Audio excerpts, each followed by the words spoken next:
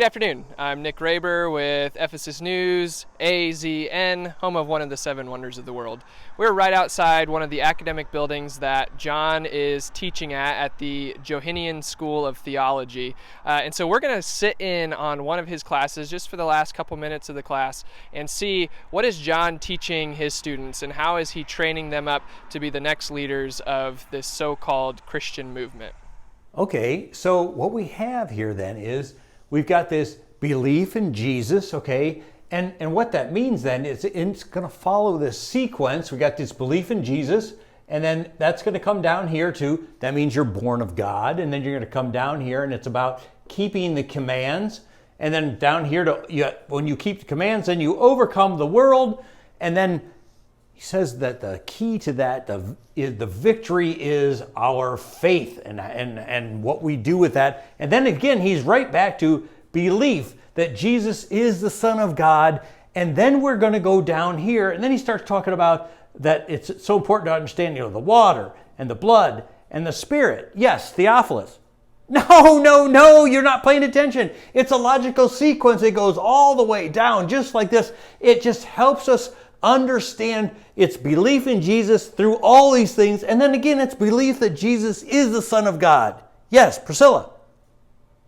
Yes, definitely. These three are keys. And so over here, I have three circles. They were drawn by a guy named Venn. So I just call this the Venn diagram.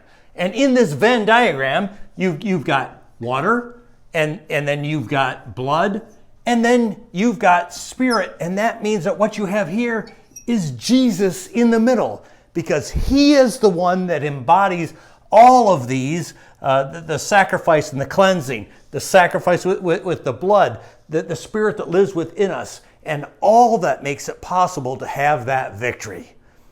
That's enough for today, class. Thank you, and go in Irene. John, can we have a word? Sure, certainly. So, first of all, thanks for letting us come and sit in on your class for just a couple minutes. It was just really enlightening to see how you teach the young people in your class and really train them up in your beliefs. But me and the crew were thinking, John, can you explain this to us a little bit more? We're kind of confused. Sure.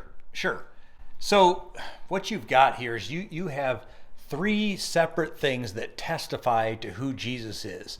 And so you've got the water, which would represent the cleansing sacrifice of baptism, okay? So the idea of being cleansed of your sins. And then over here, you've got the blood, and that would just represent Jesus' sacrifice on the cross. So you've got the cleansing of sins, the sacrifice of the cross, and the Spirit that lives within us, God's Spirit. All of these testify to who Jesus is, that he is the key to everything. He is the key to salvation. He's the key to the new life. He's the key to being able to start over. He's the key to not living in sin. He's just the key to everything. Wow, that really clears it up for us, John. I appreciate that. Thanks again for joining in to Ephesus News this afternoon. Next up, we've got pottery with Ricky. Hi there, I'm Ricky, one of the creative arts professors here at the school, and I want to just take a moment and educate you on the different types of pottery that we make here at the school. This first one is really good for holding liquids like your dressings, your vinaigrettes, maybe your ranch that you put on a salad. You find that ranch in the Hidden Valley, by the way, if you didn't know. And so this is really good for the runny liquids like that.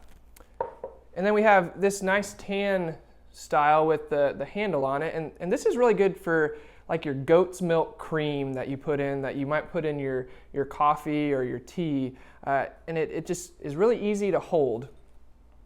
And then you have your bigger style of pottery here that it's a little more heavy. And you can put almost anything in here. And a lot of times people will put something in here, put a cork on it, and forget what's in here and let it sit for years. So we've got a couple different styles that we teach here at the school, and we're just really excited for where we're heading, maybe some different styles that we're opening up, but nonetheless, this is what we do here in our creative arts department.